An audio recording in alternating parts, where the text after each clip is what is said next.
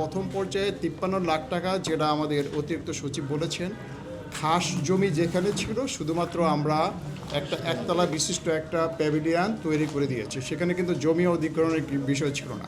পরবর্তীতে দেখা গেল যে যখন আমরা সেই স্টেটমেন্টগুলো করার পরে এটাকে আরেকটু ইমপ্রুভ করার জন্য সকলের কাছ থেকে আসলো যে এখানে গ্যালারি থাকতে হবে, বাউন্ডারি থাকতে হবে, ড্রেনেজ সিস্টেম থাকতে হবে, সেখানে গ্রিন মাঠ থাকতে হবে এবং এর সাথে প্যাভিলিয়ন যদি না থাকে তাহলে তারা রক্ষণাবেক্ষণ সব কিছুতে সমস্যা হবে। এই সব কিছু মিলিয়েই এটাকে আমরা আবার নতুন করে রিভাইজ করেছি।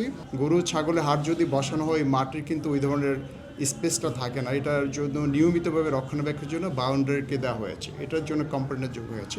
আর সবচেয়ে বেশি ছিল যে অধিগ্রহণটা 2018-তে যখন ছিল তখন একটা রেট ছিল, বর্তমানে 2022-এ সেই রেটটা আমার জেলা প্রশাসকের কাছেই কিন্তু এই টাকাটা যাবে, হস্তান্তর করা হবে। আপনারা জানেন যে ভূমি অধিগ্রহণের যে প্রক্রিয়াতে জেলা প্রশাসকের কাছে আমরা এই টাকাটাকে হস্তান্তর করব।